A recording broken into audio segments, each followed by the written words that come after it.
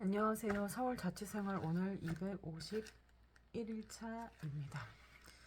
오늘은 오전 중에는 지금 이제 평택하고 관련된 이제 호재 중에 일본에 있는 반도체 관련된 그런 업체, 부품 업체가 이제 들어오는 관련된 이제 그런 기사가 났어요. 그래서 그거 이제 고객님들한테 내용 이제 보내드리는 거. 그래서 500통 넘게 이제 메시지 보냈던 것 같고, 우리나라에서 국산화하기 굉장히 힘든 그런 기술이어가지고 일본에서 규제를 하고 있는 그런 업종 부분인데 들어오는 소식이어가지고 사실 평택 입장에서는 기존 호재들도 많은데 되게 좋은 소식이었죠. 그래서 오전에는 그 업무를 했고 점심 때 간단하게 고구마랑 단백질 들어가 있는 초콜릿 음료 초코 우유 마셨어요. 그랬고 오후에는 상담이 두 건이 시간이 좀 겹쳤어요. 그래서 2시 정도에 상담 두 개가 있었고 두 건 다 계약 발행 관련된 부분이었어요. 그래서 오늘 계약 두 개 썼고 축하 많이 축하 많이 받았고 오후에는 이제 방문 예약 하나 잡았고 전화는 총 한 20콜 정도밖에 못했어요. 메시지 좀 비중 많이 두고 고객 분류를 하느라 제가 그동안은 고객 관리를 많이 못했었어가지고 지난달에 몸 아프고 멘탈도 많이 나가고 팀원들도 막 계속 나가고 이렇게 들어온 사람들 적응 못하고 또 나가고 막 이런 일들을 많이 겪다 보니까 좀 업무에 집중을 못했었는데 그 사실을 막 그 자료 보내달라고 한 고객들이 있었는데 하나도 안 보내주고 이제 관리 진짜 엉망으로 했었거든요. 그래서 그런 분들 이제 메시지 다시 또 보내드리고 음, 그래서 그런 관리들 좀 했어요. 하고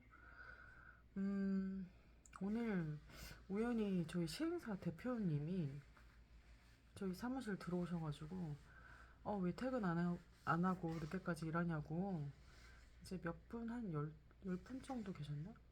3, 4, 5, 8, 거의 한 10명 조금 안 되게 계셨는데, 되게 저녁 사주시겠다고, 음식 저기 주문해 주시겠다고 하셨는데, 다들 얼른 정리하고 갈 거라고 그랬어요. 그랬더니 그럼 택시비를 하라고 이러면서 상품권을 주셨는데, 10만원짜리 상품권을 하나씩 주시더라고요. 그래서 오늘 처음 뵀는데 감사했습니다. 이 영상 보실지 모르겠지만 기분 좋더라고요. 그래서 나도 돈 많이 벌어서 크게 베풀면서 살아야 되겠다 이런 이런 생각이 들었고 그리고 이제 끝나고 저희 팀 아니지만 타 팀 동료들하고 저녁 같이 먹었습니다. 먹고 얘기 나누고 그리고 집에 오느라 11시 넘어서 집에 왔고요. 씻고 또 잠깐 기도하고 찬양 듣고 하다 보니까 지금 12시 넘은 상태에서 영상 촬영하고 있고 오늘은 헤리티지 내용 중에서 이상재님에 대한 내용 좀 설명드리려고 합니다. 이분은 이런 말씀을 하셨습니다. 지식을 쌓으라, 믿음을 지녀라, 희망을 잃지 마라. 대한제국의 계몽운동가이자 독립운동가셨고요. 대한제국 의정부 총무국장님이셨어요. 그리고 이분은 개화파 운동가셨는데 독립협회 지도자셨고 만민공동의 의장이셨고 또 YMCA 지도자셨대요. 또 신간의 회장 겸 대표 최고위원이셨다고 합니다. 이분을 표현하는 말이 꺼지지 않는 청년의 등불 이상재 이렇게 적혀 있어요. 1850년 충남 서천의 전형적인 선비 집안에서 태어나셨고 어려서부터 한학 그러니까 한문이겠죠. 이제 공부를 하고 18살에 과거에 응시를 했는데 이 당시 때에는 부패한 조선의 과거 시험에서 연줄과 인맥이 없었던 그는 시험에 합격할 수 없었다. 지금은 좀 달라졌을까요? 우리나라가? 좀 달라진 부분이 있겠죠? 그 이후에 이제 과거를 단념하고 고향에 내려와서 농업에 종사를 하셨어요. 그런데 우연히 개화파 주요 인사였던 박정량을 만나 시국을 토론한 것이 그게 이제 능력을 인정받아서 그의 개인 비서로 발탁이 됐고 정계로 발을 들이게 되었습니다. 사람을 만나는 거 그게 우연일지라도 준비되어 있는 사람은 이렇게 기회가 생기는 거죠. 그래서 준비되는 게 참 중요한 것 같습니다. 1881년 일본의 선진 문물 시찰을 위해서 신사 유람단을 파견을 한 그런 내용들 교과서에도 언급이 되죠. 그때 단장 박정양의 수행원으로 선발이 되었어요. 이때 동행한 분이 김옥균, 홍영식 등 개화파 지식인들과 이제 교제를 하면서 개화 사상에 대해서 폭넓게 접했어요. 사람을 통해서 누구를 만나느냐 중요하죠. 이상제는 우리나라 개화기의 위대한 지도자였으며 독립운동가 사상가 열렬한 애국자였습니다. 일제치하에서 많은 지식인들이 국외로 망명했는데 이분은 끝까지 조선에 남아서 민중과 동고동락을 하셨습니다. 그리고 독립협회를 통해서 계몽운동에 앞장서셨어요. 근데 1899년에 독립협회가 강제 해산을 당했었고요. 1902년에는 개혁당 사건으로 이제 감옥에 갇히셨었어요. 1910년 한일 병합 이후에 일본을 돕지 않겠다는 양심에 따라서 일체 정부 관직을 맡지 않았고 1919년 3.1운동에는 참여하지 않았는데 관련자로 지목되어서 연행이 되기도 하셨어요. 그리고 을사조약으로 국권이 강탈당한 1905년부터는 YMC를 통해서 청년운동을 신경 썼고 교육, 청년 계몽, 각성하는 부분에서 역설을 하셨습니다. 이분이 굉장히 외모가 엄격해 보이시거든요. 저도 사진 보고서 되게 답답하신 분 같다 이런 느낌을 받았는데 이런 엄격해 보이는 그런 이미지하고는 달리 이분이 충청도 출신이신데 특유의 위트가 있고 또 돌직구를 잘 날리던 인물로 유명하셨대요.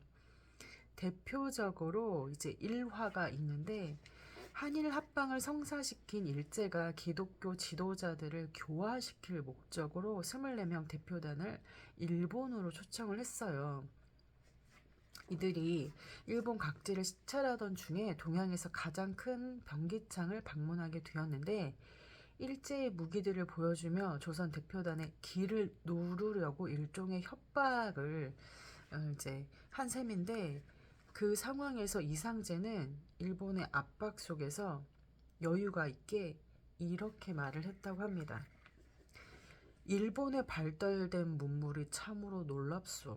그런데 성경에 보니 예수께서 칼로 흥한 자는 칼로 망하리라고 했으니 성인인 예수가 틀리지 않았다면 일본의 앞날이 참으로 걱정이요. 이상제의 풍자와 해악은 끝이 없었는데 한 번은 친일파 미술가들이 모인 자리에 초청을 받아서 참석을 하셨어요. 그때 을사오적이라 불리는 이완용, 송병준을 만나게 되었는데 이상제가 풍자를 섞어 운을 띄웠습니다. 대감들께서도 동경으로 이사 가시지요. 무슨 이유가 있어서 우리 보고 동경으로 가라고 하십니까? 대감들은 나라 망하게 하는데 천재들이니 동경으로 이사하시면 일본도 또 망할 게 아니겠소? 여기 책에는 이렇게 표현되어 있어요. 참으로 막막한 현실 속에서도 솔직함과 가식 없는 태도로 백성들의 마음을 시원하게 긁어주는 사람이었다. 저도 이 글을 읽는데 속이 좀 시원합니다. 그 이상재 활동 중에서 가장 두드러지는 점은 청년에 대한 지속적인 관심이었어요. 그는 늘 자신을 청년 이상재입니다 라고 소개하셨대요. 그뿐 아니라 청년들과 어울려서 농담하면서 격이 없이 지냈는데, 당시 보수적인 그런 이들은 나이 지긋한 분이 채통을 지키지 않는다 이러면서 이분한테 불만을 표시했대요. 근데 그럴 때 이렇게 말씀을 하셨어요.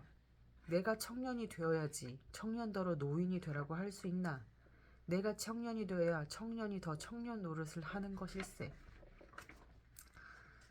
생각이 참 멋있죠. 저도 이렇게 살고 싶습니다. 그는 청년 세대의 중요함을 누구보다 잘 알고 있었습니다. 따라서 부모 세대로서의 뿌리의 역할을 기꺼이 감당하셨고, 당시 조선의 상황은 현실주의자의 그 분들의 눈에는 기대가 꺾이는 어두운 시대였죠. 근데 이분은 보이지 않는 것을 믿음으로 바라보고 희망을 가지도록 청년들에게 외쳤습니다. 그래서 청년들한테 이렇게 말을 했죠. 지식을 쌓으라. 믿음을 지녀라. 희망을 잃지 마라. 네, 이 글을 읽는 동안에 저도 이 부분이 정말 필요하다는 생각이 듭니다. 지식을 쌓고 믿음을 갖고 희망을 잃지 않고. 전 5월 달에 지금 제가 일하고 있는 오션 센트럴비즈 분양 다 완판시켜 버리는 거 제 목표입니다. 5월 달에 끝내버리고 싶습니다. 저희 팀장님은 한 현장마다 100채 이상씩 그 계약을 쓰신 분이셔서 일단 가볍게 이번 주 표 계약 4개 이렇게 말씀을 하셨어요. 꼭 해내 보도록 노력하겠습니다. 좋은 소식을 매일매일 전할 수 있기를 기대하고 또 기도하고, 또 이러한 부분들이 제가 하는 게 아니라 하나님이 하시는 부분 전 정말 많이 느끼고 있고, 물론 아무것도 안 하고 기도만 하면 이루어지지 않죠. 그 원하는 바에 걸맞는 행위도 필요하니까요.